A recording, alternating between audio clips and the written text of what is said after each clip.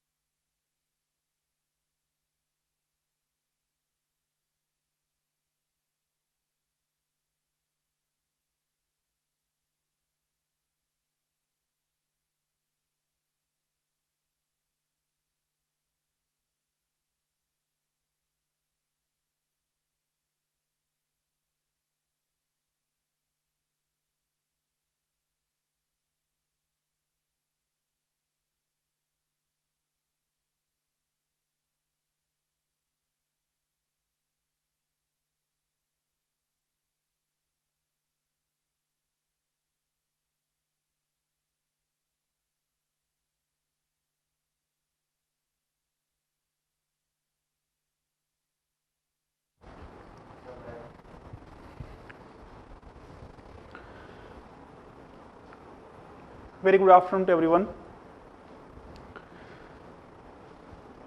Start कर रहे हैं आज के सेशन में जेनेटिक्स। ये जो जेनेटिक्स है इसे आप दो अलग अलग चैप्टर के रूप में पढ़ते हैं 12th के सिलेबस में, and those two chapters are first will be principle of inheritance and variation which will start today only. It will take nearly 10 to 15 sessions to complete. एक जंबो चैप्टर है और उतना ही जंबो इसका weightage भी है as per NTA is concerned. जो genetics का second chapter होगा वो होगा molecular basis of inheritance which we will start just after this chapter. तो ये दो चैप्टर के फॉर्म में आपको पढ़ने का है जेनेटिक्स. लेकिन ऐसे जेनेटिक्स जो है ये अपने आप में एक अलग से सेपरेट ब्रांच ऑफ साइंस ही है. कई सारे ऐसे यूनिवर्सिटीज हैं जहां पे पीजी कोर्स चलता है जेनेटिक्स में, लेकिन उतना ब्रॉड नहीं है आपके लेवल पे. आपको सिर्फ इस जेनेटिक्स को, इस एंटायर सब्जेक्ट को दो चैप्टर के फॉर्म में पढ़ना है, and those two chapters are namely, मैंने बता दिया है कौन कौन से वो चैप्टर्स हैं. अब ये जो जेनेटिक्स का जो हिस्ट्री है that basically starts from Mendelism, यानी नियरली 1857 से वो स्टार्ट होता है. करीब करीब आपने पढ़ा भी होगा स्कूल में अब तक. लेकिन जेनेटिक्स टर्म जो है ये काफी बाद में दिया गया. विलियम बेटसन ने, जिन्हें आप कहते हैं फादर ऑफ मॉडर्न जेनेटिक्स, उन्होंने ये जेनेटिक्स टर्म कॉइन करा, and this term came very much later after the origin of this subject genetics. काफी बाद में ये टर्म जेनेटिक्स आया है. 1857 से ही मेंडल काम कर रहे थे और उनके पहले भी कई लोग काम कर चुके हैं, जैसे कॉल्ट्यूटर हैं, जॉन गॉस हैं. They worked in this hybridisation prior to Mendel. लेकिन कुछ कारण था, उनको सक्सेस नहीं मिला. मेंडल को मिला सक्सेस और उन्हीं के बारे में लोग बात करते हैं. तो ये एक ब्रीफ इंट्रोडक्शन है. इस चैप्टर का अगर वेटेज देखें तो नियरली 5 to 6 क्वेश्चन का वेटेज आपके एनटीए में रहता है. यानी एक चैप्टर से करीब करीब मान लो आप 5 से 6 क्वेश्चन आते हैं. यानी बहुत इंपॉर्टेंट चैप्टर है आपका ये एनटीए के हिसाब से. वैसे ही इसके बाद जो सेकंड चैप्टर होगा जेनेटिक्स का, that is again jumbo in terms of length will take to complete this chapter. और उतना ही जंबो इसका वेटेज भी है एनटीए में, वहां से भी अच्छा खासा वेटेज मिलेगा आपको. इसलिए आप इन चैप्टर्स को ध्यान से सुनेंगे, समझेंगे। जहां भी आपको दिक्कत हो आप बिल्कुल यहां चैट बॉक्स में मैं लगातार देख रहा हूं, किसी को कोई भी छोटी दिक्कत हो, बड़ी दिक्कत हो, आप बिल्कुल वहां पे टेक्स्ट कर सकते हैं। मैं लगातार चैट बॉक्स को देख रहा हूं, आपको एड्रेस करता रहूंगा, आपका जो भी क्वेश्चन उसको एड्रेस करता रहूंगा। ये तो बात हुई जेनेटिक्स के बारे में।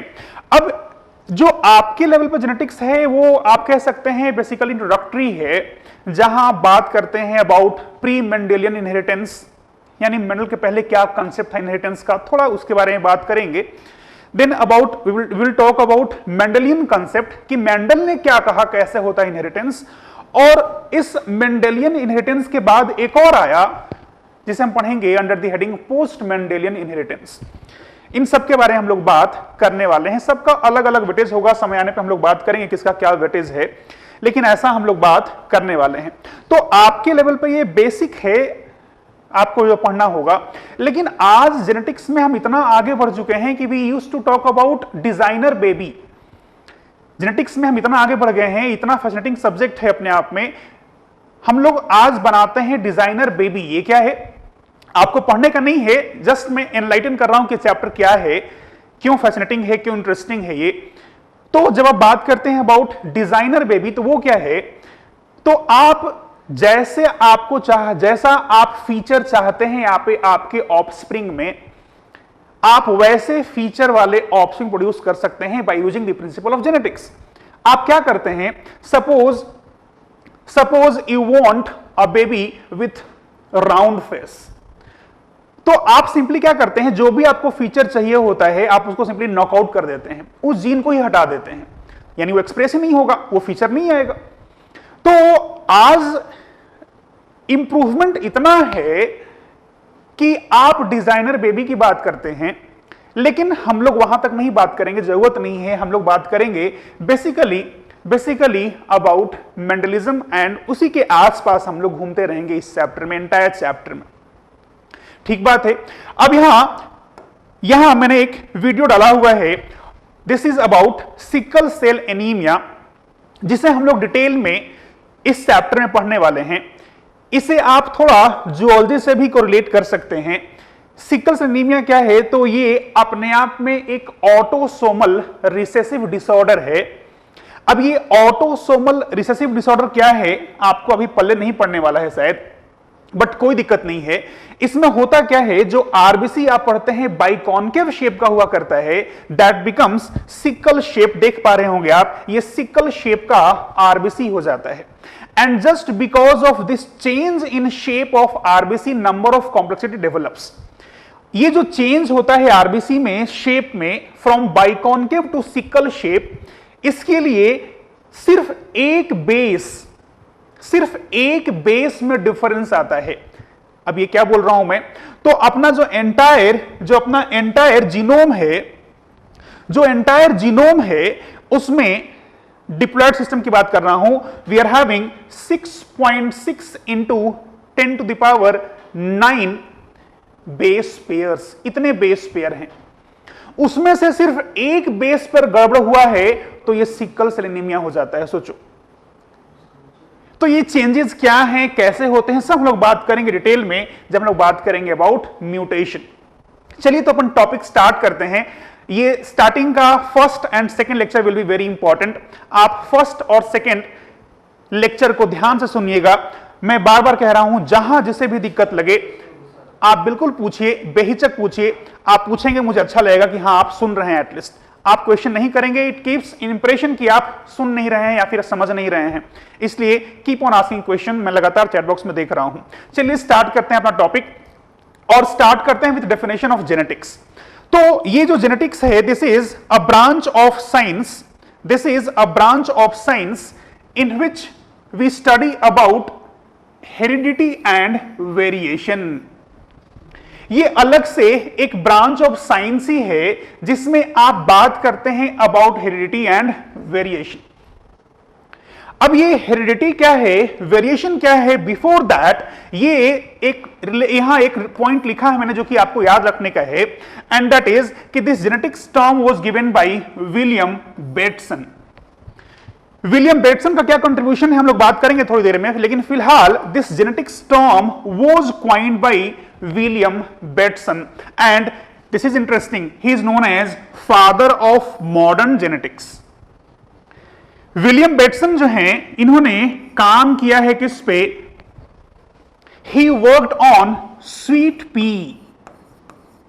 अब ये स्वीट पी क्या है, तो जिनको थोड़ा बहुत भी 11th याद आ रहा होगा, फैमिली फैबेसी याद आ रहा होगा, तो याद आता होगा एनसीईआरटी का एक लाइन कि sweet pea is an ornamental plant, लिखा है एनसीईआरटी में, कुछ नया नहीं बोल रहा हूं मैं। तो दैट स्वीट पी जिसका साइंटिफिक नेम होता है लेथाइरस ओडोरेटस, इस लेथाइरस ओडोरेटस यानी स्वीट पी पे काम किया था किसने, विलियम बेटसन ने काम करा।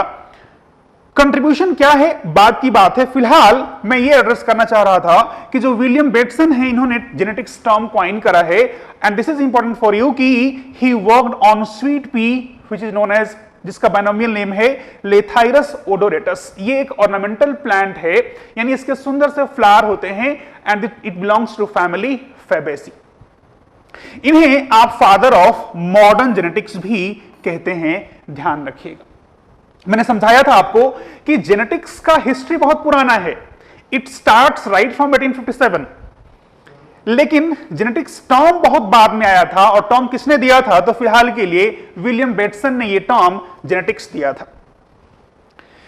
और उसके ठीक नेक्स्ट लाइन को देख रहे हैं आप, तो फिर एक और लाइन है जो कि कंफ्यूज कर सकता है आपको, वो लिखा है ग्रीगर John Mendel is father of genetics. तो आपसे अगर कोई पूछता है अगली बार कि जेनेटिक्स के फादर कौन, या फिर कोई पूछता है क्लासिकल जेनेटिक्स के फादर कौन, तो you will be saying answer is John Mendel. लेकिन अगर कोई पूछता है कि who is known as father of modern genetics, तो आंसर बदल जाएगा, answer will be William Bateson. मैं फिर से रिपीट करता हूं, कोई पूछता है फादर ऑफ क्लासिकल जेनेटिक्स या फिर सिंपली जेनेटिक्स, तो answer will be Gregor John Mendel, about whom we are going to study in detail in later classes. और कोई पूछता है अगर फादर ऑफ मॉडर्न जेनेटिक्स, तो answer will be William Bateson. तो ये आपको ध्यान रखना चाहिए। आगे बात करते हैं कि ये जो जेनेटिक्स में आपने कहा था कि आप बात करते हैं अबाउट हेरिडिटी, आप बात करते हैं अबाउट वेरिएशन, ये क्या है? तो सिंपल है, heredity is transmission of genetic characters from parent to offsprings. आपने अक्सर सुना होगा घर में बोलते हुए, घर में मान लो आप अपने बारे में ही सोच लो, आपके घर में रिलेटिव्स आते हैं, तो मान लो किसी ने पहली बार देखा आपको, तो आप कहते हैं अरे यार इसका चेहरा तो पापा पे गया है, इसका नाक तो मां पे गया है, इसके लिप्स तो गए हैं नानी के ऊपर। तो ये क्या है, आपके जो कैरेक्टर्स हैं, those characters are coming from your parents. और पेरेंट के कहां से आए, उनके पेरेंट्स से आए। तो this transmission of characters from parent to offspring from one generation to another generation is known as heredity। इसी को कहते हैं आप heredity। and this study of heredity is known as inheritance। क्या कहते हैं आप, inheritance कहते हैं, यानी simply transmission is heredity and study of the transmission is known as inheritance। लेकिन heredity और inheritance को आप इंटरचेंजेबली यूज करते रहते हैं, यानी दोनों को आप सिनोनिम के फॉर्म में यूज करते हैं। तो यह भी आपको ध्यान रखना चाहिए। तो मैंने कहा, डिफाइन किया कि simply heredity is transmission of genetic characters from parent to offspring. अब ये जो ट्रांसमिशन होता है कैरेक्टर्स का, ये रैंडम होता है। जैसे मैंने कहा कि आपका चेहरा मां पे गया है, लेकिन आपका नोज मम्मी पे गया है। अब ये जो मैंने कहा कि आप में जो कैरेक्टर है वो आ तो रहे आपके पेरेंट्स से ही ना, लेकिन पेरेंट के कौन से कैरेक्टर आप में आएंगे ये पहले से फिक्स नहीं है, वो रैंडम होता है। सिंपली एनिमेशन से दिखाना चाह रहा हूं मैं, आपने देख भी लिया होगा अब तक कि my dad is smart but ugly, my mom is dumb and good looking but I am dumb and ugly. आप देख रहे हैं कि फादर में जो डिजायरेबल फीचर था वो था कि वो स्मार्ट हैं, और मदर में क्या था कि शी इज गुड लुकिंग। लेकिन बेचारे में यहां से नेगेटिव वाला बेकार वाला और यहां से बेकार वाला कैरेक्टर चला आया है। तो कैरेक्टर्स कौन से कंबाइन करेंगे ऑफस्प्रिंग में, ये रैंडम होता है, ये कोई फिक्स नहीं रहता, आप इसे कंट्रोल नहीं कर सकते हैं यूजुअली, आप कंट्रोल नहीं कर सकते यूजुअली। तो ये हेरिडिटी है। अब आप समझ गए होंगे क्या होता है हेरिडिटी। आगे बात करते हैं और बात करते हैं वेरिएशन के बारे में। अब ये किसी ने पूछा है कि सर मॉडर्न जेनेटिक्स और क्लासिकल जेनेटिक्स में क्या डिफरेंस है, इस पे आएंगे बेटा। जब आप बात करते हैं क्लासिकल जेनेटिक्स तो आप बेसिकली बात करते हैं about Mendelian genetics. Classical genetics is Mendelian genetics, लेकिन उसमें कई सारे इंप्रूवमेंट हुए और कई सारी नई चीजें आई मेंडल के स्टडी के बाद। तो जो पोस्ट मेंडेलियन इनहेरिटेंस है उसे आप कह सकते हैं मॉडर्न जेनेटिक्स है, और जो क्लासिकल जेनेटिक्स है जिसमें आप बात करते हैं about Mendelism, that is simply classical genetics. चलिए फिर आगे बढ़ते हैं। तो यहां लिखा है मैंने कि वेरिएशन क्या है। तो variation is individuals of same species have some differences, these are called variation. अब आप कंफ्यूज मत होइएगा। आप जब बात करेंगे इकोलॉजी के बारे में, इकोलॉजी में पढ़ेंगे आप अबाउट बायोडाइवर्सिटी कि इतने तरह तरह के स्पीसीज मिलते हैं। मैं फिर से अगर आपको ले जाऊं क्लास 11 के फर्स्ट चैप्टर में लिविंग वर्ल्ड में, वहां आपने एक लाइन पढ़ा कि 1.7 मिलियन स्पीसीज अब तक टैक्सोनॉमिकली डिफाइन किए जा चुके हैं। इस 1.7 में 1.2 एनिमल्स हैं और 0.5 कौन है, प्लांट्स हैं। तो ये वो डाइवर्सिटी की बात नहीं चल रही है। वेरिएशन मतलब क्या, एक ही स्पीसीज के अंदर मिलने वाला जो डिफरेंस है दैट इज वेरिएशन। उसे आप क्या कहते हैं, उसे आप कहते हैं वेरिएशन। जैसे आप अपने फैमिली को देखें, ऑब्वियसली आप सब एक ही स्पीसीज के हैं, है ना। अब इन स्पाइट ऑफ द फैक्ट कि आप सब एक ही स्पीसीज के हैं, लेकिन आपस में कोई भी कार्बन कॉपी है क्या, किसी का नहीं है ना, वेरिएशन है।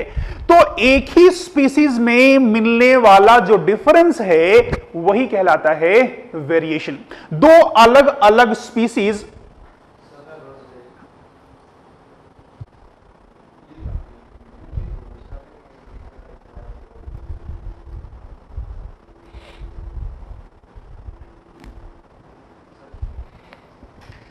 चलिए तो हम लोग बात कर रहे थे अबाउट वेरिएशन, और मैं समझाना चाह रहा था कि वेरिएशन में ध्यान रखिएगा कि जब भी आप बात करते हैं अबाउट वेरिएशन तो this is differences among individuals of same species. अलग अलग स्पीसीज में मिलने वाला जो डिफरेंसेस हैं वो वेरिएशन नहीं है, एक ही स्पीसीज के इंडिविजुअल्स में मिलने वाला जो डिफरेंस है वही है वेरिएशन। ये भी आप ख्याल रखिएगा। तो इस एंटायर चैप्टर में आप इस एंटायर चैप्टर में बात कर रहे होंगे इसी हेरिडिटी और वेरिएशन के बारे में। चलिए आई होप क्लियर हो गया होगा। अब आगे बढ़ते हैं और बात करते हैं about different types of variation. Variation क्या है मैंने एड्रेस कर दिया है। अब बात करते हैं अबाउट टाइप्स ऑफ वेरिएशन। अच्छे से समझेंगे, जहां डाउट हो पूछेंगे बिंदास। अब जब भी आप बात करते हैं अबाउट वेरिएशन यानी differences among individuals of same species, तो ये दो तरह का वेरिएशन हो सकता है, ये दो तरह का डिफरेंस हो सकता है। एक है सोमैटिक वेरिएशन, एक है जर्मिनल या फिर कहते हैं उसे आप ब्लास्टोजेनिक वेरिएशन। आते हैं पहले इस पे कि ये सोमैटिक वेरिएशन क्या है। आप जानते हैं आपके बॉडी में दो तरह के सेल्स हैं, एक होता है सोमैटिक सेल और एक होता है जर्मिनल सेल। जर्मिनल सेल्स कहां मिलते हैं, गोनाड्स में, जो कि गैमेट बनाते हैं। और इस गोनाड के अंदर गैमेट फॉर्मिंग सेल्स को छोड़ दें तो सारा सेल क्या है आपका, सोमैटिक सेल कहलाता है। ठीक बात है। सिर्फ गैमेट बनाने वाले सेल्स जो कि आपको मिलते हैं गोनाड्स के अंदर, उसे आप कहते हैं जर्मिनल सेल, और बाकी कहीं के भी सेल कहलाता है सोमैटिक सेल। चलिए आप डिमांड कर रहे हैं कि फिर से एक बार वेरिएशन समझा दीजिए। चलिए आता हूं मैं फिर से पुराने वाले स्लाइड पे, और यहां समझा रहा था मैं कि क्या होता है वेरिएशन। समझते हैं क्या होता है वेरिएशन, ध्यान दीजिएगा। मैंने कहा कि जब भी आप कहते हैं वेरिएशन, तो it's not about biodiversity, it's not about the fact that you have studied in first chapter of class 11 that 1.7 million species are there. उसकी बात नहीं कर रहे हैं आप कि अलग अलग 1.7 मिलियन स्पीसीज मिलते हैं ना। आप क्या कह रहे हो, वेरिएशन क्या होता है, तो एक ही स्पीसीज के अंदर मिलने वाला जो डिफरेंस है उसे कहते हैं वेरिएशन। जैसे मैंने कहा, आप, आपकी मम्मी, आपके पापा, आपका भाई, आपकी बहन सब एक ही स्पीसीज के तो हैं, लेकिन क्या वो आपस में आप लोग कार्बन कॉपी हैं क्या? नहीं है ना, आप सब में डिफरेंस है। In spite of the fact कि you are from same, you all are from same species, but you all are having certain differences, you all are having certain morphological as well as some genetic differences. वही difference क्या है? Variation है। तो variation है एक ही species के अंदर मिलने वाला डिफरेंस। अब आते हैं आगे। तो मैं कह रहा था कि जो वेरिएशन है वो कितने टाइप का है, जरा ये भी देखा जाए। तो वेरिएशन हो सकता है कि सोमैटिक वेरिएशन हो, या फिर हो सकता है कि जर्मिनल यानी ब्लास्टोजेनिक वेरिएशन हो। ये क्या है, छोड़ते हैं, यहां आते हैं। मैंने कहा कि कोई भी ऑर्गेनिज्म हो, any organism is having two type of cells only. Those two type of cells are, एक होता है जर्मिनल सेल जो कि आपको गोनाड्स के अंदर मिलते हैं, जो कि गैमेट बनाने में के लिए रिस्पॉन्सिबल होते हैं, और इस गैमेट बनाने वाले सेल्स को छोड़ दें तो बाकी सारे सेल्स क्या हैं आपके अंदर? सोमैटिक सेल्स कहलाते हैं। आप उसे सोमैटिक सेल कह दें, आप उसे वेजिटेटिव सेल कह दें, बात बराबर ही है, लेकिन फ्रीक्वेंटली आप यूज करते हैं ये वाला term, that is somatic cell. तो मैंने कहा कि अगर सोमैटिक सेल के अंदर कोई डिफरेंस है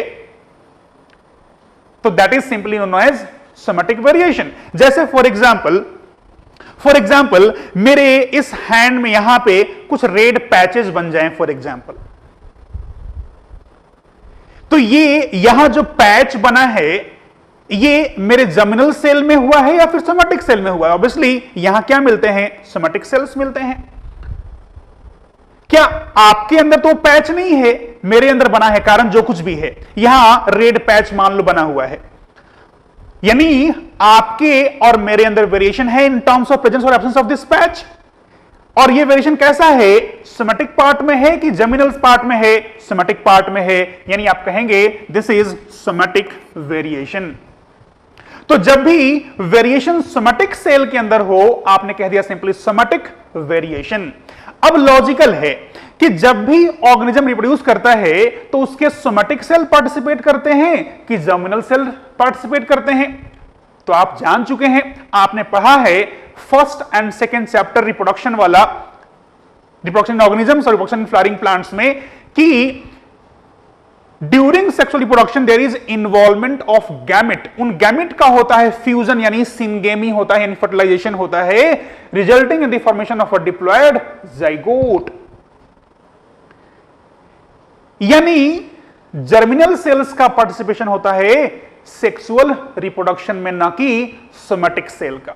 और चूंकि सोमैटिक सेल का पार्टिसिपेशन नहीं होता है, इसलिए यहां पे क्या लिखा हुआ है? नॉन इनहेरिटेबल, यानी ये वन जनरेशन से नेक्स्ट जनरेशन में नहीं जाएगा। अगर मुझे किसी कारण से यहां पे पैचेस डेवलप हो गए हैं तो मेरे ऑफस्प्रिंग में भी ये पैच जाएगा क्या? नहीं जाएगा, क्योंकि सोमैटिक सेल के अंदर ये वेरिएशन आया था। तो मैंने कहा कि यूजुअली सोमैटिक वेरिएशन जो हैं वो इनहेरिट नहीं होते हैं। अब मैं उम्मीद करता हूं आप आंसर करेंगे, आप आंसर कीजिएगा, फटाफट आंसर कीजिएगा। अगर मैं कहता हूं कि somatic variation is always non inheritable, listen carefully and answer me briskly. मैंने कहा है कि somatic variations are always non inheritable. You have to say whether this is true or false. मैं वेट कर रहा हूं आपके आंसर का। मैंने कहा है somatic variations are always non inheritable. आपको सिर्फ बताना है ये मैंने सही बोला है या गलत बोला है। आपने जो पढ़ा है अब तक उसके हिसाब से जरा सोचिए विचारिए और मुझे आंसर कीजिए। चलिए तब तक एक क्वेश्चन लेता हूं। आस्था का क्वेश्चन है, सर सभी का स्किन टोन भी डिफरेंट होता है, तो ये भी क्या सोमेटिक वेरिएशन है? नहीं बेटा, ये सोमेटिक वेरिएशन नहीं है। एक मिनट, सभी का स्किन टोन भी डिफरेंट होता है, तो ये भी क्या सोमेटिक वेरिएशन है? इसमें देखेंगे बेटा हम लोग, ये जर्मिनल वेरिएशन है, ये जर्मिनल वेरिएशन है, हम लोग बात करेंगे थोड़ी देर में। फिलहाल आपको आंसर मिल गया है कि ये जर्मिनल वेरिएशन है। चलिए, तो मोस्ट ऑफ लोगों का आंसर ट्रू है, हालांकि कुछ लोग हैं जो फॉल्स भी कहते हैं। चलिए देखते हैं आप सही हैं या मैं सही हूं, देखते हैं। अब मैंने अभी जानबूझ के कहा था ऐसा कि जब भी सेक्सुअल रिप्रोडक्शन होता है तो वहां पे गैमेट का फॉर्मेशन होता है, यानी जर्मिनल सेल्स का पार्टिसिपेशन होता है, somatic cells are not involved. और शायद आपने इसी लाइन को ध्यान में रखते हुए कह दिया कि हां सर ये बिल्कुल सही है। मैं फिर से एक बार क्वेश्चन रिपीट करता हूं। माय क्वेश्चन वाज कि somatic variations are always non inheritable, और ये स्टेटमेंट कैसा है? फॉल्स है। कैसा बेटा ये? This statement is not entirely correct. सिर्फ ऑलवेज होने के चलते क्या हो गया? ये इनकरेक्ट हो गया। अब इसका रीजन क्या है, लॉजिक क्या है, क्यों मैंने फॉल्स कहा है इसे? तो आपने सुना है अबाउट वेजिटेटिव रिप्रोडक्शन। जैसे एक मनी प्लांट आपके घर में नहीं था, आप पड़ोसी के यहां गए, अंकल से बोले अंकल मनी प्लांट चाहिए। मनी प्लांट कोई देता नहीं अपने यहां, है ना, चुरा के लाना पड़ता है। चलिए आप गए, चुरा के लाए, हालांकि गंदी बात है ये, आप चुरा करके लाए वहां से मनी प्लांट। अब अगर आपके पड़ोसी अंकल के यहां जो मनी प्लांट था उसमें कुछ वेरिएशन था जो कि सोमेटिक था, तो ऑब्वियस सी बात है आप उसी प्लांट पार्ट को लाके अपने गमले में लगाए हो, इजंट इट? यस और नो? हां, ऐसा किए हो आप। अब ऐसा किए हो, आप अपने पड़ोसी के मनी प्लांट का सोमेटिक पार्ट लेकर के आए हो, यानी आपके मनी प्लांट में भी वो वेरिएशन दिखेगा जो बाजू वाले अंकल के मनी प्लांट में दिख रहा था। नया प्लांट बना दिया ना आपने, यानी नया ऑप्शन डेवलप हो गया ना, नया जनरेशन आ गया ना, और ट्रांसमिशन भी हो गया उस कैरेक्टर का। Getting my point? यानी मैंने कहा है कि in case of vegetative propagation, ये कैसा है? This is inheritable. अदरवाइज ये इनहेरिटेबल नहीं है, लेकिन in case of this case only this will be inheritable. Clear हो गया? ठीक है, देखते हैं। क्वेश्चन है आयुष का, sir sometimes doctor ask about family history in some disease in somatic organs like lungs, why? बेटा ऐसे क्वेश्चंस का, सारा क्वेश्चन का आपको आंसर मिल जाएगा हम लोग जब चैप्टर खत्म करेंगे। धीरे धीरे पहुंचेंगे हम लोग लास्ट में, जब बात किए अबाउट पेडिग्री एनालिसिस, तो हम लोग बात करेंगे। थोड़ा अभी हम लोग बेसिक स्टार्ट ही किए हैं अभी, इसलिए मैं आंसर कर दूं तो फिर ऊपर से चला जाएगा, ये बाउंसर रहेगा आपके लिए, इसलिए थोड़ा वेट कर लीजिए, है ना। अपने आप आंसर निकाल लोगे आप, मेरी जरूरत ही नहीं पड़ेगी आपको, ठीक है ना। थोड़ा वेट कर लीजिए, हमने भी चैप्टर स्टार्ट किया है। तो फिलहाल ये था सोमेटिक वेरिएशन जो कि सोमेटिक सेल्स में मिलता है, और ये यूजुअली नॉन इनहेरिटेबल होता है एक्सेप्ट दिस वेजिटेटिव प्रोपेगेशन। अब ये कहां होता है, मैं इस पे नहीं जाता हूं, आपने पढ़ा हुआ है, मॉर्फोलॉजी में भी पढ़ा होगा और रिप्रोडक्शन इन ऑर्गेनिजम्स चैप्टर में भी आपने इसे पढ़ा होगा, नहीं जाते हैं इस पे। अब आते हैं इस तरफ, एंड दैट इज जर्मिनल, या फिर जिसे कहते हैं ब्लास्टोजेनिक वेरिएशन। ये आपके जर्म सेल्स में वेरिएशन है, और चूंकि जर्म सेल्स का ही पार्टिसिपेशन है सेक्सुअल रिप्रोडक्शन में, इसीलिए ये कैसा है? ये है इनहेरिटेबल। पेरेंट से ऑफस्प्रिंग में ऐसे वेरिएशन इनहेरिट होंगे। अब ये भी दो तरह का होता है, एक होता है कंटिन्यूअस वेरिएशन और एक होता है डिसकंटिन्यूअस वेरिएशन। अब ये कंटिन्यूअस वेरिएशन क्या है, डिसकंटिन्यूअस वेरिएशन क्या है, जरा इसे ध्यान से सुनेंगे आप। जब आप पढ़े थे सेल डिवीजन, वहां आपने एक टर्म पढ़ा था क्रॉसिंग ओवर जिसे आप एक और नाम दे रहे थे, दैट इज रिकंबिनेशन। याद आ रहा होगा कई लोगों को, भले ही इसके बारे में सब कुछ याद नहीं आ रहा हो, लेकिन सुना सुना तो लग रहा होगा, भले ही सुना सुना होगा। मैंने कहा कि आपने ये टर्म एनकाउंटर किया हुआ है क्लास 11 में, जब पढ़ा था आपने मियोसिस। याद कराऊं तो मियोसिस में, मियोसिस 1 में जो प्रोफेज 1 था उसके पैकेटीन स्टेज में, याद आ रहा है कुछ कुछ, मियोसिस 1 के प्रोफेज 1 के पैकेटीन स्टेज में आपने पढ़ा था होता है जीन्स का एक्सचेंज। ये दो होमोलोगस क्रोमोसोम्स हैं, इनके बीच में जीन्स का एक्सचेंज हुआ है, पढ़ा है आपने थोड़ा बहुत, डिटेल में बात करेंगे हम लोग यहां पे भी। तो जो क्रॉसिंग ओवर होता है जिसका होना फिक्स है, क्योंकि जब भी गैमेट का फॉर्मेशन होगा मियोसिस होगा, क्योंकि आप कैसे हैं, डिप्लॉयड हैं। अच्छा ध्यान रखिएगा, जब भी आप बात करते हैं अबाउट मेंडेलियन जेनेटिक्स, तो ये एप्लीकेबल है सिर्फ और सिर्फ डिप्लॉयड सेक्सुअली रिप्रोड्यूसिंग ऑर्गेनिज्म पे। ठीक बात है, ये आप गांठ बांध लीजिएगा कि ये जो आप पढ़ते हैं, जिसके बारे में कहीं लिखा हुआ नहीं मिलेगा इस तरीके से, ये एप्लीकेबल है सिर्फ किस पे, this Mendelian genetics is applicable to only diploid sexually reproducing organisms. तो अगर आप डिप्लॉयड हैं तो आपके गैमेट्स कैसे होते हैं, हैप्लॉयड होते हैं, होना ही चाहिए, क्योंकि अगर गैमेट हैप्लॉयड नहीं होगा, वो भी डिप्लॉयड ही होगा मदर सेल जैसा, तो ऑफस्प्रिंग कैसा हो जाएगा, वो तो टेट्राप्लॉयड हो जाएगा, यानी कुछ नया ही स्पीशीज बन जाएगा फिर तो, है ना। इसीलिए to maintain the same number of chromosome composition, gametes बनने के टाइम पे क्या होता है, मियोसिस होता है। चलिए, तो मियोसिस के टाइम पे आपने देखा है क्रॉसिंग ओवर होता है, जहां पे जीन्स का एक्सचेंज होता है। तो that crossing over is one reason of this continuous variation. और एक और क्या है, तो another reason of this is random distribution of chromosome. What this random distribution of chromosome is exactly, अगर आप सेल डिवीजन ढंग से पढ़े हैं तो थोड़ा बहुत धुंधला ही सही, थोड़ा बहुत ही सही याद आ रहा होगा, और अगर बिल्कुल नहीं याद आ रहा है तो बिल्कुल परेशान भी नहीं होना है। जब हम लोग आने वाले नेक्स्ट या फिर नेक्स्ट टू नेक्स्ट लेक्चर में हम लोग बात करेंगे कंसेप्ट ऑफ गैमेट फॉर्मेशन की, वहां देखेंगे कैसे क्रोमोसोम बिहेव करते हैं, कैसे क्रोमोसोम का रैंडम डिस्ट्रीब्यूशन होता है ड्यूरिंग गैमेट फॉर्मेशन। तो चलिए, मैंने कहा है यहां पे कि जो कंटिन्यूअस वेरिएशन डेवलप हुआ है, दिस इज कंटिन्यूअस, क्योंकि तो फिक्स हो गया।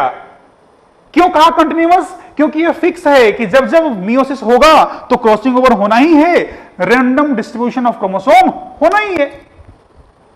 चूंकि ये फिक्स है पहले से कि ये तो होगा ही, ये कंटिन्यूअसली मिलता ही है हर जनरेशन में, इसीलिए आपने कहा ये क्या है, this is continuous variation.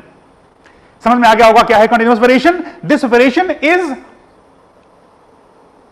Compulsorily present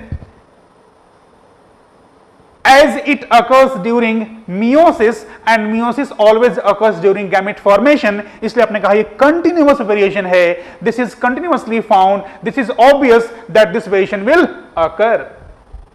कारण क्या मैंने कहा, कारण मैंने कहा एक ये क्रॉसिंग ओवर, और दूसरा मैंने कारण कहा random distribution of chromosomes.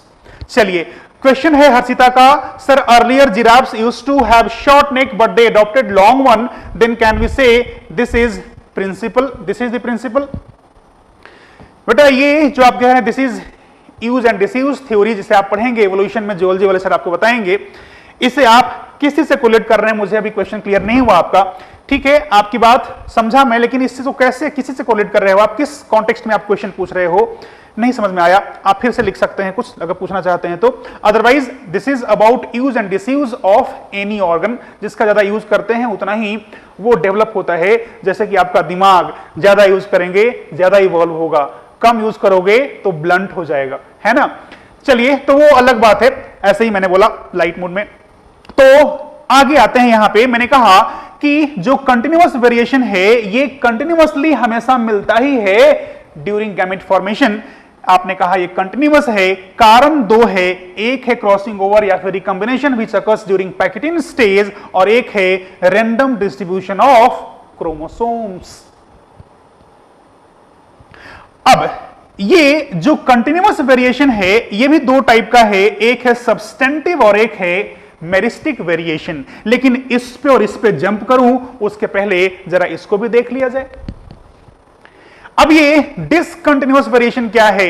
Continuous समझ में आ गया ना आपको कि ये फिक्स है कि होना ही होना है। तो डिसकंटिन्यूअस क्या है? कोई कंपल्सन नहीं है कि वेरिएशन डेवलप होगा ही। क्यों? क्योंकि ये तो अचानक हो जाता है। अचानक क्या? म्यूटेशन के चलते। म्यूटेशन क्या है? तो म्यूटेशन का मैं बुकिश लैंग्वेज में डेफिनेशन बताऊं उसके पहले आप समझ चुके होंगे, आपने कई सारी मूवीज भी देखी होंगी म्यूटेंट्स के ऊपर, जैसे एक्समेन सीरीज, जैसे हेल बॉय, ऐसे कई सारी मूवीज बनी हैं ऑन म्यूटेंट्स। तो म्यूटेशन क्या है? तो this is sudden inheritable change in genetic makeup. आपका जो जेनेटिक मेकअप है उसमें कोई अचानक से चेंज आ जाए जो है कैसा? इनहेरिटेबल है, यानी from one to next generation जा रहा है। तो that sudden inheritable change in your genetic makeup is known as mutation. अब अगर ये म्यूटेशन को देखें तो इसका और भी नाम है, जैसे डार्विन ने कहा स्पोर्ट्स टर्म यूज किया, याद रखना होगा आपको। वैसे ही इसे एक और टर्म से जानते हैं आप इसे कह सकते हैं सॉल्टेटरी वेरिएशन। तो ध्यान रखेंगे आज के बाद म्यूटेशन का ही नाम स्पोर्ट्स है, इसी का नाम सॉल्टेटरी वेरिएशन है। जैसे आपके कई सारे नेम हैं घर पे, वैसे इसका भी कई सारा नाम है। मैंने कहा mutation is sudden inheritable change in genetic makeup. हां, चलिए, तो आप लोग मूवी का नाम नहीं बताइए, है ना। तो उम्मीद करता हूं म्यूटेशन जो है वो थोड़ा बहुत समझे होंगे आप, और इस चैप्टर में आपको म्यूटेशन के बारे में 2 से 3 लेक्चर अलग से पढ़ना होगा तो और क्लियर हो जाएगा। तो फिलहाल मैंने कहा है कि म्यूटेशन को ही आप कहते हैं स्पोर्ट्स, उसी को कहते हैं आप सॉल्टेटरी वेरिएशन। ये स्पोर्ट्स टर्म किसने कॉइन करा था इसके लिए? तो डार्विन ने म्यूटेशन को कहा था, स्पोर्ट्स टर्म दिया था। तो फिलहाल कि अगर म्यूटेशन के चलते कोई वेरिएशन आया है तो उसे कहते हैं आप डिसकंटिन्यूअस वेरिएशन। चलिए कुछ क्वेश्चन लेते हैं, कुछ क्वेश्चन भी आ गया है। सुरुचि का क्वेश्चन है, if organism is haploid then it don't have variation. ऐसा नहीं है बेटा। जब आप कहते हैं कि ऑर्गेनिज्म हैप्लॉइड है तो वहां मियोसिस नहीं होगा, लेकिन गैमेट का फ्यूजन होगा ना, तो जाइगोट बनेगा। अब जब फ्यूजन होगा गैमेट्स का तो 2 अलग अलग गैमेट्स आ रहे हैं, कुछ डेवलप हुआ वेरिएशन। और जब इस जाइगोट जो कि डिप्लॉयड है, इसका देखेंगे आगे का फेट क्या है, तो this zygote undergoes meiosis. Organism कैसा था? हैप्लॉइड। आपने खुद कहा ऑर्गेनिज्म कैसा है? हैप्लॉइड है। तो गैमेट कैसा रहा? हैप्लॉइड ही रहा होगा। लेकिन जाइगोट कैसा रहा होगा? डिप्लॉयड। अब जाइगोट डिप्लॉयड है और उससे बनना है जिस ऑर्गेनिज्म को, वो कैसा है? हैप्लॉइड। यानी क्या होगा बीच में? मियोसिस। फिर से बात आ गई क्रॉसिंग ओवर की, और क्या। तो चाहे वो हैप्लॉइड हो चाहे वो डिप्लॉयड हो, वेरिएशन तो डेवलप होगा। सुरुचि समझ में आ गया होगा आपको। आगे देखते हैं, पुतुल का क्वेश्चन है, सर कंटिन्यूअस वेरिएशन क्या हर जनरेशन में मिलेगा और डिसकंटिन्यूअस वेरिएशन नहीं? बिल्कुल सही बोल रहे हो आप। कंटिन्यूअस वेरिएशन हर जनरेशन में मिलता ही है, इसीलिए इसका नाम कंटिन्यूअस है। ये क्यों डिसकंटिन्यूअस है? क्योंकि अचानक हो जाता है ये। तो मान लीजिए मैंने कुछ ऐसा खाना खाया जिसमें कुछ ऐसा केमिकल था जो मेरे सेल को म्यूटेट कर दिया। अब because of this mutation in my cell, जो मेरे ऑफस्प्रिंग होंगे उसमें इसका असर दिखेगा। लेकिन मेरे पापा में था क्या ये डिफरेंस? नहीं। मेरे ग्रैंडफादर में था क्या? नहीं। ये तो मेरे में अचानक आ गया। इसीलिए आपने कहा दिस इज डिसकंटिन्यूअस वेरिएशन। आगे आते हैं। तो मैंने कहा कि जो म्यूटेशन है ये सडन इनहेरिटेबल चेंज है, इसे आप स्पोर्ट्स भी कहते हैं, इसे आप सॉलिटरी वेरिएशन भी कहते हैं। एक और क्वेश्चन है गौरव का, सर क्या सोमेटिक वेरिएशन बर्थ से ही होगा या आफ्टर बर्थ कभी भी हो सकता है? जो सोमेटिक वेरिएशन है बेटा ये कभी भी हो सकता है। अगर बर्थ से ही होता तो फिर आप इसे कहते इनहेरिटेबल हो गया, फिर तो अगर बर्थ से ही है ना। अगर आप ये कहना चाह रहे हैं बर्थ से कि पेरेंट से आया है तो ये फिर सोमेटिक रहा कहां? हाँ, अगर पेरेंट से नहीं आया है, बर्थ के टाइम से ही है या फिर बीच में आया है लेकिन सोमेटिक सेल्स में ही लोकलाइज्ड है, तो that is simply somatic variation. चलिए तो फिर से एक बार बात करते हैं जरा म्यूटेशन के बारे में। तो मैंने कहा था म्यूटेशन जो है ये सडन हो रहा इनहेरिटेबल चेंज है आपके जेनेटिक मेकअप में। अब जब मैं कहता हूं जेनेटिक मेकअप तो इसका मतलब क्या है? जैसे देखिए क्रोमोसोम का नंबर कितना है आपके अंदर? 46 है ना। 2n सिस्टम है अपन, और कितने क्रोमोसोम्स हैं? 46 हैं। There are 23 pair of chromosomes in humans. अब अगर क्रोमोसोम का नंबर में कोई चेंज आए, 46 की जगह पे 45 हो जाए या फिर 47 हो जाए, किस तरह की किसी भी तरीके का कोई चेंज आए नंबर में क्रोमोसोम में, वो भी क्या है? म्यूटेशन है। किसी क्रोमोसोम के स्ट्रक्चर में चेंज आए, जैसे फॉर एग्जांपल मान लीजिए मैंने कहा ये एक क्रोमोसोम है, ये जो क्रोमोसोम है ये टूट गया और ऐसा हो गया, यानी ये जो पार्ट था ये टूट करके अलग हो गया है, चेंज हो गया स्ट्रक्चर। तो क्रोमोसोम का नंबर चेंज हो, क्रोमोसोम का स्ट्रक्चर चेंज हो, या फिर जो डीएनए का सीक्वेंस है वो बदल जाए, ये सब क्या है? अपने आप में म्यूटेशन है। इसी को मैंने कहा था change in genetic makeup. Chromosome का नंबर बदलना, क्रोमोसोम का स्ट्रक्चर बदल जाना, डीएनए का सीक्वेंस बदल जाना, ये सब क्या है? म्यूटेशन है, जिसे आप डिटेल में खूब अच्छे से पढ़ने वाले हैं, इसलिए बहुत परेशान अभी नहीं होने का है। चलिए क्वेश्चन पे क्वेश्चन दाग रहे आप लोग। आस्था का क्वेश्चन है, सर सपोज एक ह्यूमन का सेल में कुछ म्यूटेशन हो गया, ठीक है हो गया, तो क्या उसके ऑफस्प्रिंग में भी वो म्यूटेशन कंटिन्यू करेगा? बिल्कुल करेगा बेटा। अगर जर्मिनल सेल में हुआ है तो ऑब्वियसली वो तो इनहेरिट करेगा ही। निखिला क्वेश्चन है, सर क्या म्यूटेशन कभी कंटिन्यूअस वेरिएशन हो सकता है? सर क्या म्यूटेशन कभी कंटिन्यूअस वेरिएशन हो सकता है? यानी हर जनरेशन में म्यूटेशन हो ही? नहीं, बिल्कुल ऐसा नहीं है। जो म्यूटेशन है ये डिसकंटिन्यूअस है, कभी भी हो सकता है, कभी नहीं भी हो सकता है। ठीक बात है। तो चलिए आगे बात करते हैं। उम्मीद करता हूं कि कंटिन्यूअस और डिसकंटिन्यूअस क्लियर हो गया होगा। अब आते हैं सब्सटेंटिव और मेरिस्टिक पे। ये सब्सटेंटिव वेरिएशन जो कि आपने कहा कंटिन्यूअस वेरिएशन का एक टाइप बता रहा हूं मैं, ये क्या है? तो कहीं अगर मान लीजिए लेंथ है या फिर साइज है, इनमें कुछ वेरिएशन आता है तो आप कह सकते हैं दैट इज सब्सटेंटिव वेरिएशन। जैसे फॉर एग्जांपल किसी स्टेम पे सपोज इस जनरेशन में 10 फ्लावर्स आए, अगली बार 15 फ्लावर्स आए, तो ये जो चेंज दिख रहा है इन टर्म्स ऑफ नंबर, जब नंबर में चेंज आए तो क्या कहते हैं? उसे आप मेरिस्टिक वेरिएशन कहते हैं। और नंबर के अलावा कुछ भी हो सकता है, जैसे लेंथ है, साइज है, कॉम्प्लेक्शन है। जैसे कॉम्प्लेक्शन की बात कर रहे हैं तो जैसे स्किन का पिगमेंटेशन, शायद पूछे भी थे आप, जैसे स्किन का पिगमेंटेशन, तो वो क्या है अपने आप में? That is substantive variation.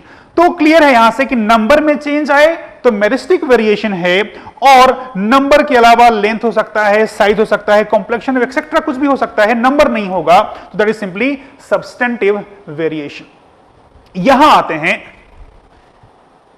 आते हैं फिर से लिखा है यहां पे डिसकंटिन्यूअस का दो टाइप है, सब्सटेंटिव और मेरिस्टिक। लगातार आप इन्वॉल्व होइए, आप ही लगातार इंटरेक्ट करते रहिए, इन्वॉल्व होंगे तभी मजा आएगा। ये चैप्टर मजेदार है। आपने ऑब्जर्व किया होगा कि 11th के जितने चैप्टर्स थे वो ज्यादा एफर्ट टेकिंग थे, खूब मेहनत करना पड़ा आपको, खूब लेंदी था।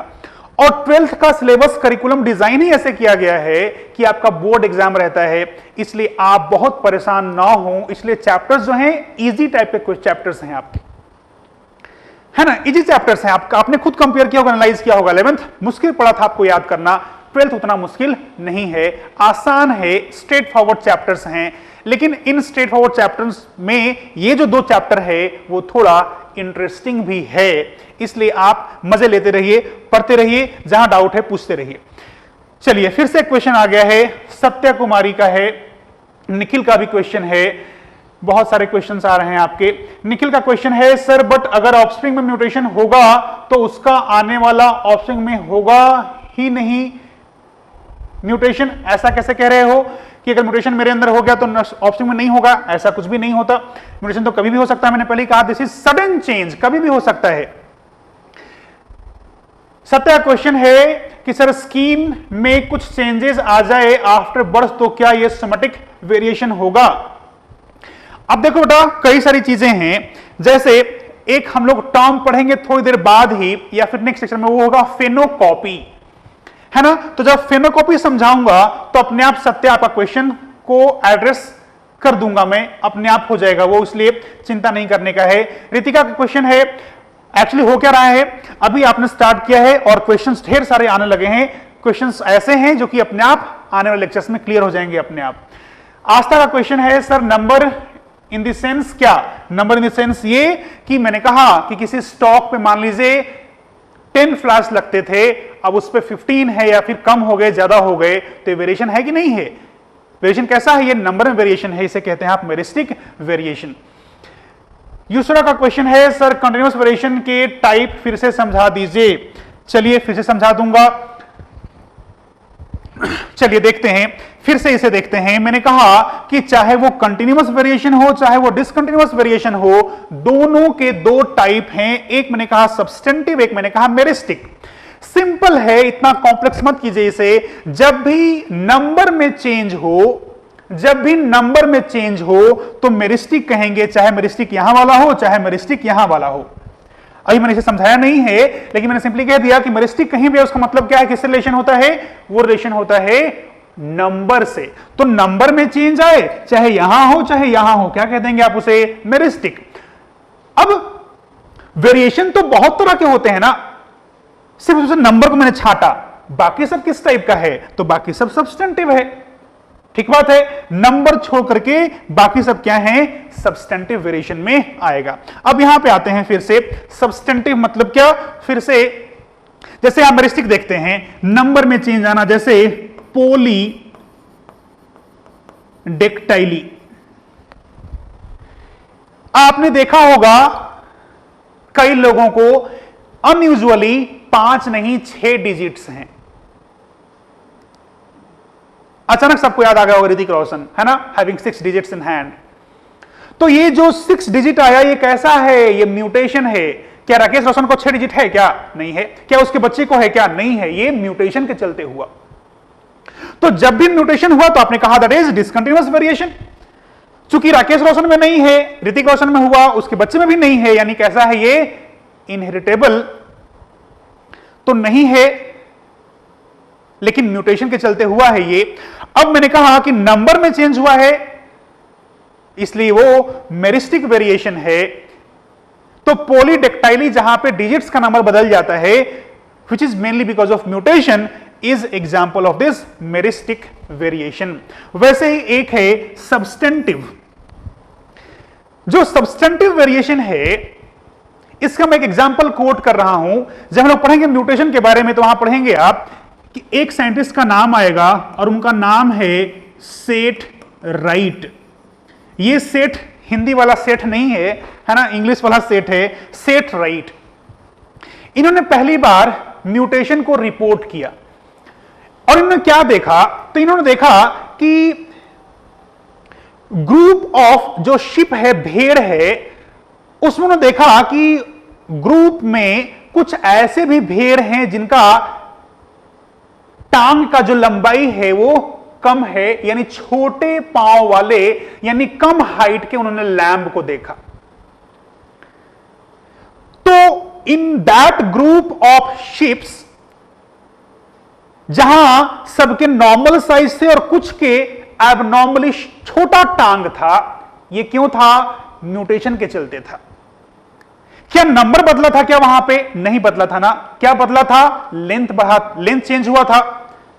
यानी क्या कहेंगे आप उसे? सब्सटेंटिव वेरिएशन कहेंगे। तो सब्सटेंटिव वेरिएशन का मैं एग्जांपल दे रहा हूं जो कि आपको याद रखना ही चाहिए, जो आगे फिर से आने वाला है। वो ये कि सेठ राइट ने एंकन शिप डिस्कवर करा। एंकन क्या? ये जो शॉर्ट लेग्ड लैम्ब मैंने कहा ना, वो लैम्ब जिसका लेग टांग छोटा था, उस ब्रीड का नाम क्या कहते हैं आप? एंकन ब्रीड कहते हैं। तो इन्होंने एंकन ब्रीड को देखा इन ग्रुप ऑफ नॉर्मल लैम्ब्स। तो ये म्यूटेशन के चलते हुआ था। म्यूटेशन में कुछ नंबर चेंज हुआ था क्या? नहीं, यानी मेरिस्टिक नहीं था। क्या चेंज हुआ था? लंबाई, यानी क्या था वो? सब्सटेंटिव वेरिएशन था। ठीक बात है। तो ये आपको समझ में आ गया होगा डिफरेंट टाइप्स ऑफ वेरिएशन, जिसमें मैंने लास्ट में बताया है सब्सटेंटिव और मेरिस्टिक वेरिएशन क्या होते हैं।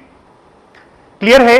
चलिए, अब और भी आपको डाउट अगर होते हैं तो आप मुझे ग्रुप में बिल्कुल टेक्स्ट कर सकते हैं, है ना। यहां थोड़ा हम लोग आगे बढ़ते हैं क्योंकि अभी तक हम लोग सिर्फ 2 स्लाइड ही पढ़ पाए हैं, टाइम काफी निकला है। क्वेश्चंस खूब सारे हैं आपके। चलिए, अच्छी बात है, क्वेश्चंस खूब सारे हैं। क्वेश्चंस आप जितना हो सकता मैं एड्रेस कर रहा हूं। और भी क्वेश्चंस रखते हैं, लगता है कि एड्रेस नहीं कर पा रहा हूं मैं आपको। आप डेस्परेट हैं आंसर के लिए तो मुझे अलग से टेक्स्ट कीजिएगा ग्रुप में, मैं वहां पे एड्रेस जरूर करूंगा आपको। ग्रुप में करें या फिर अलग से मुझे टेक्स्ट कर दे, ज्यादा अच्छा रहेगा वो। तो आप मुझे अलग से क्वेश्चन कर सकते हैं। यहां हम लोग थोड़ा आगे बढ़ते हैं, अदरवाइज हम लोग काफी पीछे हो जाएंगे, स्लो हो जाएगा अपना पेस। आगे बढ़ते हैं और बात करते हैं about different types of genetics. Genetics जो है इसके डिफरेंट टाइप्स हैं। हालांकि this type of genetics is not relevant as per NTA is concerned. Nobody will ask you कि बताओ ये क्या होता है, ये क्या होता है, ये क्या होता है, या फिर वो क्या होता है। कोई पूछने वाला नहीं है। लेकिन चूंकि आप चैप्टर पढ़ रहे हैं, इसलिए you should have basic idea about this chapter.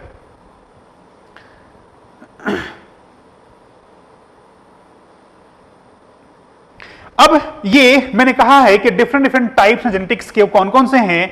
तो ये एक है behavioural genetics, then cytogenetics, transmission या फिर जिसे कहते हैं क्लासिकल जेनेटिक्स, एक है मॉलिक्यूलर या फिर बायोकेमिकल जेनेटिक्स, एक है पॉपुलेशन या फिर कहते हैं उसे आप बायोमेट्रिकल जेनेटिक्स। ये सब क्या है, नेक्स्ट स्लाइड में मैं उसे एड्रेस कर रहा हूं। मैं फिर से कह रहा हूं, बहुत परेशान नहीं होना है, ये एनटी के पॉइंट ऑफ व्यू से नहीं इंपॉर्टेंट है, लेकिन चैप्टर पढ़ रहे हैं तो you should have basic idea, कहीं ना कहीं काम आएगा ही आएगा। मैंने नहीं कहा कि इग्नोर कर दीजिए, भूल जाइएगा, बिल्कुल इसको छोड़ दीजिए, स्किप करने को नहीं बोल रहा हूं, लेकिन मैंने कहा है कि हाँ एनटीए में काम बहुत हद तक तो नहीं आने वाला है। अब ये ट्रांसमिशन जेनेटिक्स या फिर जिसे आप कहते हैं क्लासिकल जेनेटिक्स, ये क्या है? तो लिखा है study of Mendelian and non Mendelian genetics is classical genetics. ये हमने पहले ही बात कर लिया था। नेक्स्ट इज साइटोजेनेटिक्स, जहां आप बात कर रहे हैं कि study of various aspects of chromosome. Chromosome का डिफरेंट एस्पेक्ट का स्टडी करना, उस क्रोमोसोम का स्टडी करना in terms of inheritance is known as cytogenetics. Next है मॉलिक्यूलर या फिर biochemical genetics, in which we study about structure and functions of gene. किसी भी जीन का स्ट्रक्चर कैसा है, कितने बेस पेयर का है, उसका फंक्शन क्या है, वो है उसका मॉलिक्यूलर बायोकेमिकल जेनेटिक्स, जो कि थोड़ा बहुत नेक्स्ट चैप्टर में यानी मॉलिक्यूलर बेसिस ऑफ इनहेरिटेंस में आप पढ़ने वाले हैं। आगे आते हैं तो वो है पॉपुलेशन जेनेटिक्स, जहां पे आप बात करते हैं about study of behaviour and effects of gene in population. Population में जीन्स का क्या इफेक्ट है, कैसे वो एक्सप्रेस करते हैं अपने आप को, उसके बारे में पढ़ना इज पॉपुलेशन जेनेटिक्स। जो बिहेवियरल जेनेटिक्स है, इसमें आप बात करते हैं about study of interaction of genes with environment to produce a particular pattern of behaviour. वैसे ही दो और टर्म है, forward genetics and reverse genetics. ये क्या है? तो मैं यहां पे एक स्लाइड ले रहा हूं और वहां समझा रहा हूं कि ये फॉरवर्ड जेनेटिक्स क्या है और रिवर्स जेनेटिक्स क्या है। सपोज आपको पता है phenotype, suppose you have phenotype of a plant, मान लीजिए कोई पौधा है जो आपको टॉल दिख रहा है ना। अब कोई प्लांट है जो टॉल दिख रहा है, ये उसका क्या है, फिनोटाइप है, इतना तो आपको पता है ही। अब ये टॉल जो है ये कैसा टॉल है, ये होमोजाइगस टॉल भी तो हो सकता है, ये हेटेरोजाइगस टॉल भी तो हो सकता है। समझेंगे अच्छे से, इन्वॉल्व रहेंगे सब लोग। मैंने कहा है कि आपको फिनोटाइप पता है किसी ऑर्गेनिज्म का, जैसे मैंने एग्जांपल कहा, you are aware about height of a plant कि वो टॉल है। अब ये फिनोटाइप हुआ कि ये टॉल है, लेकिन इस फिनोटाइप से ये पता करना कि इसका जीनोटाइप क्या होगा, कैपिटल टी होगा या फिर कैपिटल टी स्मॉल टी होगा, ये पता करना, दिस अप्रोच ऑफ जेनेटिक्स, जहां आप फिनोटाइप से क्या पता करते हैं, जीनोटाइप पता करते हैं, ये कहलाता है forward genetics. This is known as forward genetics. ठीक बात है। और जो मेंडेलियन जेनेटिक्स है, जो मेंडल ने काम करा वो ऐसा ही था, वो फिनोटाइप देख करके जीनोटाइप पता कर रहे थे। ठीक बात है। तो फिनोटाइप से जीनोटाइप पता करने वाला जो अप्रोच है जेनेटिक्स का, उसे आप कह सकते हैं फॉरवर्ड जेनेटिक्स अप्रोच। और उल्टा चलते हैं, अगर जीनोटाइप पता है तो उसका फिनोटाइप पता करना, ये क्या है, दिस इज रिवर्स जेनेटिक्स, या फिर कह सकते हैं रिवर्स जेनेटिक अप्रोच, आप इसे कह सकते हैं। ठीक बात है। फिर से रिपीट करता हूं, जैसे यू हैव अ जीन, आपको जीन पता है, उसका जीनोटाइप पता है, लेकिन वो क्या करता है, उसका एक्सप्रेशन क्या है, ये आपको पता नहीं है। आप क्या कर सकते हैं, you can go for genetic engineering. आप उस सिंपली जीन को किसी ऑर्गेनिज्म में इंसर्ट कर देंगे। जैसे ही आप किसी ऑर्गेनिज्म के जीनोम में उस जीन को इंसर्ट कर देंगे जिसका जीनोटाइप पता है लेकिन फिनोटाइप पता नहीं है, यानी क्या कंट्रोल करता है पता नहीं है आपको,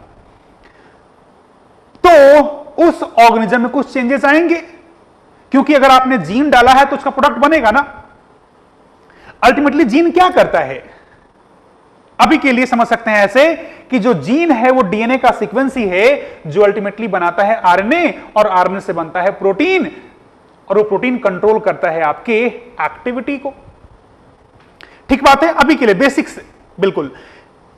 जीन क्या है, तो डीएनए सीक्वेंस है जो क्रोमोसोम में मिलता है। क्या करता है वो, तो आरएनए बनाता है। क्या कहते हैं उसे, transcription. Formation of RNA from DNA is known as transcription. और इस आरएनए से प्रोटीन का बनना is known as translation. This transcription, translation, we will study all these things in detail in next chapter। लेकिन फिलहाल मैंने कहा है जीन का प्रैक्टिकल सिग्निफिकेंस किस बात में है, तो प्रोटीन बनाता है जो कि कंट्रोल करता है एक्सप्रेशन को, जो कंट्रोल करता है आपके फिनोटाइप को। चलिए, फिनोटाइप क्या है, तो फिनोटाइप हालांकि मैं अलग से डेफिनेशन कवर करने वाला हूं, लेकिन फिर भी ध्रुव के लिए बता रहा हूं कि फिनोटाइप क्या है। तो किसी भी ऑर्गेनिज्म का मॉर्फोलॉजिकल अपीयरेंस क्या है, फिजिकल अपीयरेंस क्या है, वो उसका फिनोटाइप है। मैं कैसा दिखता हूं, टॉल हूं कि ड्वार्फ हूं, ये मेरा फिनोटाइप है। अब टॉल हूं तो ऐसा टॉल हूं कि ऐसा टॉल हूं, ये मेरा जीनोटाइप है। ध्रुव क्लियर होगा अभी, हालांकि फिर से आएगा। मैंने कहा कि कोई ऑर्गेनिज्म कैसा दिखता है, फिजिकल अपीयरेंस इज फिनोटाइप, और जेनेटिक कंस्टिट्यूशन कैसा है, वो है उसका जीनोटाइप। चलिए फिर से आते हैं यहां पे। तो मैंने कहा कि फिनोटाइप से पता करना जीनोटाइप इज फॉरवर्ड जेनेटिक्स, और जीनोटाइप से पता करना फिनोटाइप इज रिवर्स जेनेटिक्स। तो ये भी दो अपने आप में अप्रोच हैं, या फिर कह सकते हैं दो तरह के ये जेनेटिक्स हैं, forward genetics and reverse genetics. इसका एग्जांपल मैंने दिया है, मेंडेलियन जेनेटिक्स है। इसका एग्जांपल क्या हो सकता है, ये जेनेटिक इंजीनियरिंग इसका एग्जांपल हो सकता है। ठीक बात है। तो ये था अलग अलग अप्रोच, अलग अलग टाइप ऑफ जेनेटिक्स। उम्मीद करता हूं आपको समझ में आ रहा होगा। जिन्हें समझ में नहीं आ रहा है वो क्वेश्चन पूछते रहें, आप पूछ ही रहे हैं, अच्छी बात है। आगे आते हैं, अब बात करते हैं थोड़ा हिस्ट्री के बारे में, जो कि आपको ध्यान रखना चाहिए। और क्या है इसमें, पहला तो पहला नाम देख रहे होंगे आप, विलियम बेटसन का ही नाम लिखा है मैंने पहला। विलियम बेटसन ने किस पे काम करा बता दिया आपको, लेथाइरस ओडोरेटस पे, जिसे क्या कहते हैं आप, स्वीट पी, जो किस फैमिली का मेंबर है, फैबेसी का मेंबर है। फैबेसी का एक और नाम क्या है, एक और नाम है पैपी लियोनेसी। चलिए इग्नोर करते हैं फिलहाल इसको। मैंने कहा है जेनेटिक्स के पॉइंट ऑफ व्यू से देखें तो William Bateson worked on Lathyrus odoratus, sweet pea common name हुआ, एंड क्वाइन द टर्म, बड़ा इंपॉर्टेंट, बहुत इंपॉर्टेंट, बहुत important, coin the term genetics. और क्या, एलील, एलील क्या है अभी होल्ड कर रहा हूं, allele, then homozygous, heterozygous, F1 F2 generation, ये सब टर्म किसने दिया है, all this terms were coined by William Bateson. मैंने पहले ही कह दिया था कि आप अभी इस चक्कर में मत पड़ना कि एलील क्या होता है, होमोजाइगस क्या होता है, हेट्रोजाइगस क्या होता है, सब बताऊंगा लेकिन समय आए तब तो बताऊंगा, अभी नहीं बताऊंगा। बस अभी इतना बताया है कि विलियम बेटसन ने यह टर्म क्वाइन किया और यही आपको ध्यान रखना भी है। क्वेश्चन है शालिनी का, सर कैपिटल टी तो समझ आया tall, but capital T small T, ये भी टॉल है बेटा, क्योंकि कैपिटल टी डोमिनेंट जीन है, डोमिनेंट जीन जो है, डोमिनेंट एलील है, ये अपने आप को एक्सप्रेस करेगा। स्मॉल टी जो है वो रिसेसिव है, रिसेसिव तभी एक्सप्रेस करता है जब वो होमोजाइगस कंडीशन में होता है। तो कैपिटल टी हो या फिर कैपिटल टी स्मॉल टी हो, दोनों में टॉल ही होता है। ये सब बेसिक था जो आप पढ़े होंगे 10th में, लगता है सब भूल गए हो। अंजलि पूछती है कैपिटल टी स्मॉल टी में भी कैपिटल टी डोमिनेट करता है, इसलिए टॉल। अच्छा आंसर कर रही हो, ठीक है। साक्षी का लिखती है capital T is dominant trait and small T recessive trait, very good, सही है। तो अभी मैंने कहा है कि इन टर्म्स को आप इसका मत सेक्शनिंग करने बैठिए कि क्या होता है, सेक्शनिंग करेंगे, खूब इसके बारे में बात करेंगे, लेकिन फिलहाल इतना ही है कि इन्होंने इन टर्म्स को क्वाइन किया था। Father of genetics is Gregor John Mendel, but genetics term was coined by William Bateson, जिन्हें आप कहते हैं father of modern genetics, father of modern genetics आप कहते हैं, फादर ऑफ मॉडर्न जेनेटिक्स। चलिए आगे बात करते हैं। नेक्स्ट नाम है जॉनसन का। ध्यान रखिएगा, ये जो हिस्ट्री की बात कर रहे हैं हम लोग, ये सिर्फ इंफॉर्मेशन नहीं है कि चैप्टर है इसलिए बता रहा हूं, ये याद ही रखना होगा। ये क्वेश्चंस आए हुए हैं पहले, कभी ना कभी क्वेश्चन आए हुए हैं कि हु क्वाइंड दिस टर्म, इसलिए याद होना ही चाहिए। Right from the beginning you have to be on your toes, बिल्कुल अलर्ट रहिए, तैयार रहिए।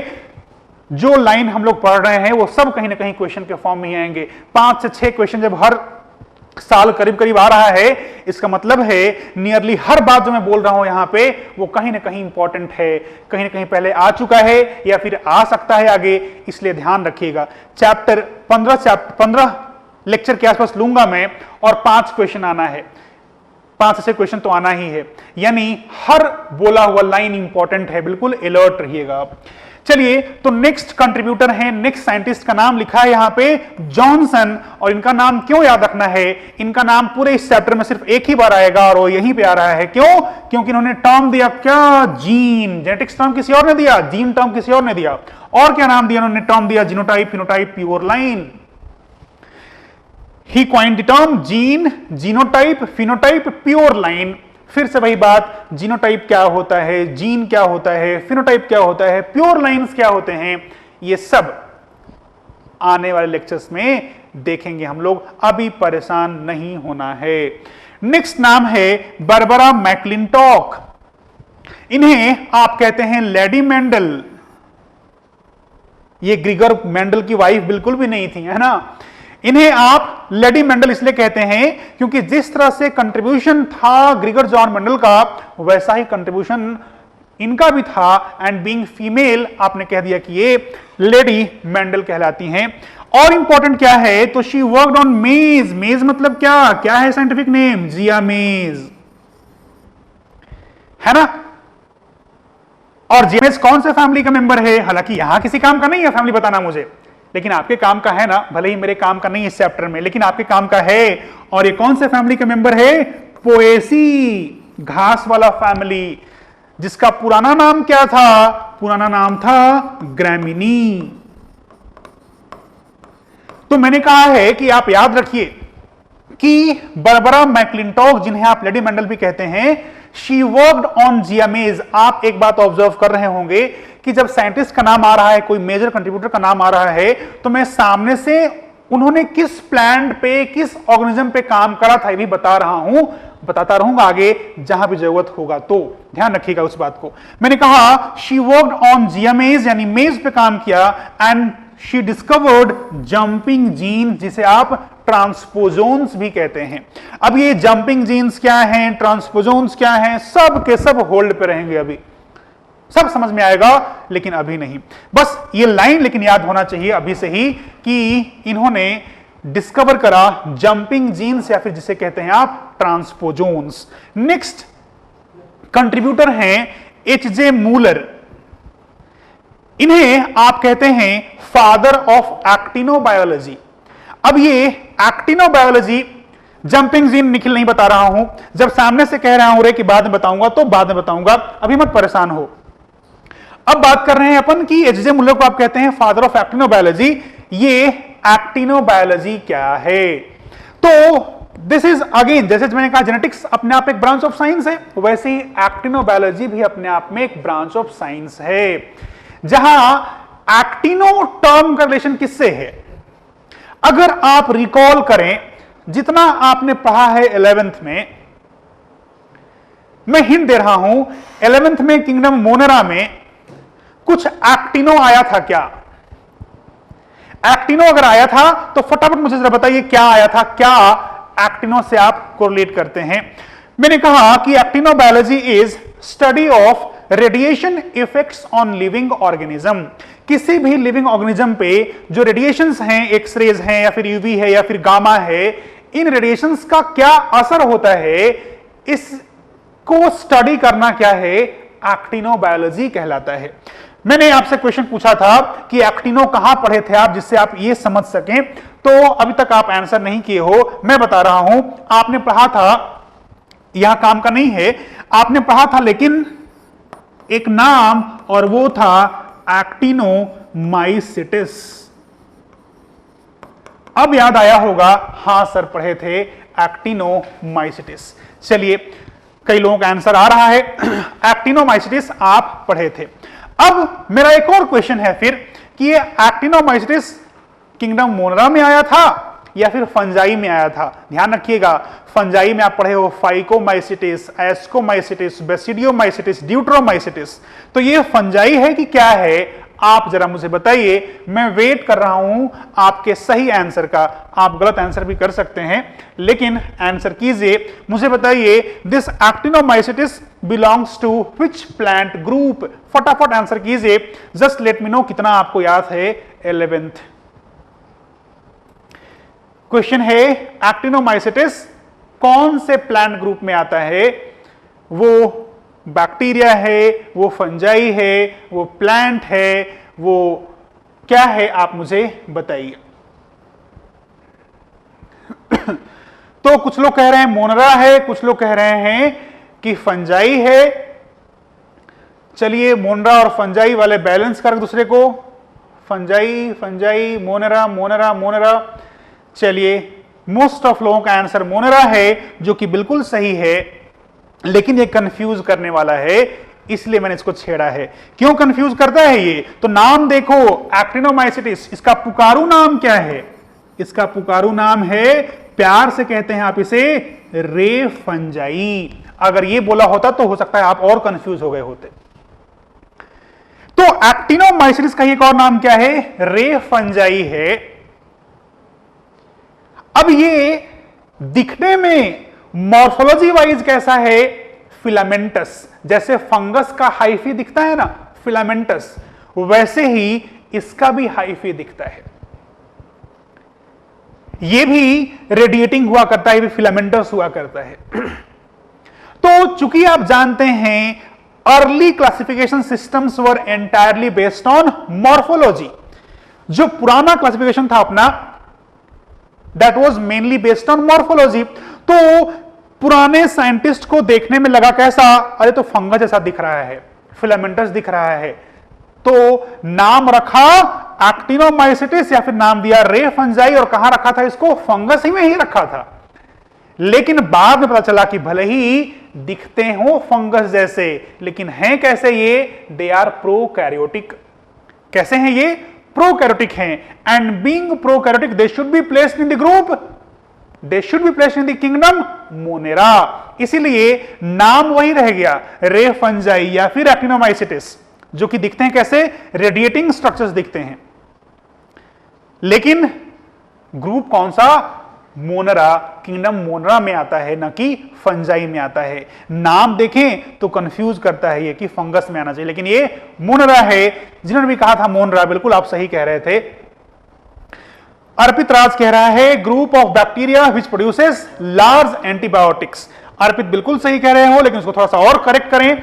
इस एक्टिनोमाइसिटिस में एक जीनस है स्ट्रेप्टोमाइसिस, इसमें तो ढेर सारे जीनस हैं, जैसे नोकार्डिया है, माइकोबैक्टीरियम है, फ्रैंकिया है, which shows symbiosis in root nodule of non leguminous plant. तो फ्रैंकिया भी इसी का है, और इसी में कौन आता है, स्ट्रेप्टोमाइसिस। और अब मैं कह रहा हूं, अर्पित में ही का जो लाइन है उसमें ऐड कर रहा हूं कि most of antibiotics are obtained from genus Streptomyces which belongs to group actinomycetes। चलिए, तो फिलहाल एक्टिनो का मतलब ही किससे होता है, रेडिएशन से होता है, रे से होता है, क्योंकि मैंने कहा ये रे जैसे फिलामेंटस दिखते हैं। चलिए आते हैं यहां पे हम लोग। तो मैंने कहा कि actinobiology is study of radiation effects on living organism. इन्होंने पहली बार ड्रोसोफिला में म्यूटेशन इंड्यूस किया यूजिंग एक्स रेज। जब बात करेंगे हम लोग म्यूटेशन के बारे में, वहां पे देखोगे आप कि जो रेडिएशंस हैं, कई सारे अलग अलग चीज म्यूटेशन इंड्यूस कर सकते हैं आपके अंदर। वो रेडिएशन हो सकता है, वो टेम्परेचर हो सकता है, वो कोई वायरस भी हो सकता है जो आपको म्यूटेट कर दे, वो कोई केमिकल भी हो सकता है जो आप अपने आसपास खाने वाने से एक्सपोज हो जाते हैं जिससे। तो म्यूटेशन इंड्यूस करने वाले केमिकल्स भी होते हैं, रेडिएशंस भी होते हैं, टेम्परेचर भी होता है, बायोलॉजिकल एंटिटी यानी वायरस भी होता है। लेकिन हमने पहली बार ये देखा, पहली बार बताया कि जो एक्सरेज हैं वो म्यूटेशन इंड्यूस करा सकते हैं। इन्होंने पहली बार बताया कि देखो ड्रोसोफिला में इन्होंने एक्सपेरिमेंट करा जिसमें उन्होंने कंफर्म करा कि एक्सरेज आर म्यूटेजेनिक, एक्सरेज आर म्यूटेजेनिक यानी म्यूटेशन इंड्यूस करा सकते हैं। और किसको यूज किया उन्होंने, ड्रोसोफिला को यूज किया। उन्होंने दिखाया कि ड्रोसोफिला में म्यूटेशन इंड्यूस कराता है कौन, एक्सरेज, यानी एक्सरेज आर म्यूटेजेनिक। अब यहां से एक और कॉन्सेप्ट ध्यान रखिएगा, हालांकि कोई रूल नहीं है लेकिन एक इंफॉर्मेशन है जो कि आपको याद रखना चाहिए कि अगर आप कहते हैं एक्सरेज के बारे में तो ये भी म्यूटेजेनिक है। आप बात करते हैं अबाउट गामा तो ये भी गामा रेडिएशन भी जो है ये भी म्यूटेजेनिक हुआ करता है। अगर बात करते हैं आप अबाउट यूवी रेज तो ये भी म्यूटेजेनिक होते हैं। ठीक बात है, this all radiations are mutagenic, mutation induce कराते हैं ये सब के सब। कम करें ज्यादा करें वो अलग चीज है, बात करें डिटेल में समय आने पे। लेकिन ये तीनों के तीनों क्या हैं, आपके अंदर म्यूटेशन इंड्यूस कराते हैं। अब ये इसीलिए सुना तो होगा आपने कि usually a female who is pregnant उनमें यूजुअली एक्सरेज नहीं कराते हैं। बहुत काम अगर बिगड़ रहा है तभी एक्सरे होता है, अदरवाइज प्रेग्नेंट वुमेन का एक्सरे नहीं होता, डॉक्टर मना करते हैं। क्यों, x rays are mutagenic, exposure of that pregnant female to x ray can cause mutation in that offspring. तो मैंने कहा फिलहाल एक्सरेज हैं या फिर गामा है या फिर यूवी है, सबके सब कैसे हैं, they all are mutagenic in nature, they can induce mutation. लेकिन याद क्या रखना है आपको अभी से, एक्सरेज यूजुअली म्यूटेशन, एक्सरे का यूज यूजुअली आप, x ray is frequently used for inducing mutation in animals. कोई रूल नहीं है बेटा, लेकिन ध्यान रखिएगा एक्सरेज आप यूजुअली एनिमल्स में म्यूटेशन इंड्यूस करने के लिए यूज करते हैं। वैसे ही गामा का यूज करते हैं किसमें? प्लांट्स में करते हैं। और आप हो सकता है फटाफट याद भी आ गया होगा, कुछ आप पढ़ चुके हैं strategies for enhancement of food production, जहां आपने बात करा ग्रीन रेवोल्यूशन में अबाउट शरबती सोनरा 64, पूसा लर्मा रोजो 64, जिसे एमएस स्वामीनाथन ने गामा रेडिएशन डाल करके म्यूटेट किया था, है ना। तो गामा का यूज करते हैं कहां? आप प्लांट्स में। और एक और चीज ध्यान रखिएगा, यहां से एक टर्म आ रहा है और वो है गामा गार्डन। अब ये गामा गार्डन क्या है? ध्यान रखिएगा, नाम जो है वो कंफ्यूज करता है। ये कोई गार्डन नहीं है, ये एक लेबोरेटरी है। गामा गार्डन हर वो लेबोरेटरी को कहते हैं जहां आप गामा रेडिएशन का यूज करते हुए प्लांट्स में म्यूटेशन इंड्यूस कराते हैं। This gamma garden is a place where you use to induce mutation in plants by using gamma radiation. ठीक बात है। एंड यहीं पे एक और इंफॉर्मेशन कि first gamma garden of India was Bose research institute. Bose research institute मैंने शॉर्ट में लिख दिया है, Bose research institute of Kolkata. This was first gamma garden of India, याद रखिएगा। और वैसे ही अभी के टाइम की बात करें तो IARI सुना होगा आपने नाम, Indian agriculture research institute, Delhi. This is one of the largest gamma garden of Asia. Asia का ये सबसे बड़ा गामा गार्डन है जो कि अपने यहां दिल्ली में लोकेटेड है। ये तो ध्यान रखिएगा गामा गार्डन क्या होता है। फिलहाल मैंने कहा है कि एक्सरेज हैं, गामा रेज हैं, यूवी रेज हैं, ये सब के सब कैसे हैं? म्यूटेजेनिक हैं। यूवी का यूज करते हैं आप for inducing mutation in microbes. Microbes में इंड्यूस करना हो तो you will go for UV rays. इसको भी आप देख सकते हैं अपने आसपास, आपके घर में किचन में जो लगा हुआ आरओ वाटर है उसमें एक यूवी लैंप लगा होता है। क्यों लगा होता है? अगर उस पानी में बैक्टीरिया वगैरह है, माइक्रोब्स हैं, उसको मार देगा वो, यानी उसको म्यूटेट कर देगा वो, यानी मार देगा अल्टीमेटली। तो यूवी, गामा और एक्सरे का यूज कहां कहां करते हैं मैंने ये आपको समझा दिया है। अब आगे बढ़ें उसके पहले आगे बढ़ें, यानी अब जो अगला सेशन होगा नेक्स्ट लेक्चर में हम लोग आगे बढ़ेंगे। आज के इतना ही है। अगर आज लेक्चर से कुछ भी डाउट है आप बिल्कुल पूछ सकते हैं। आई विल रेकमेंड कि ग्रुप में ना भेज करके आप मुझे अलग से भेज दीजिए, क्योंकि ग्रुप में तो there is flood of messages, तो नहीं देख पाता है आदमी। आप मुझे अलग से भेज सकते हैं, बिल्कुल वहां पे आंसर करूंगा मैं। और this should be in your habit कि डाउट हो तो क्वेश्चन पूछ लेने का है अभी है ना, जैसे क्लास में पूछते हैं वैसे अभी आप पूछ लेने का है। चलिए आज के लिए इतना ही है। Thank you. आज का सेवा समाप्त। डाउट है तो पूछिएगा। Thank you.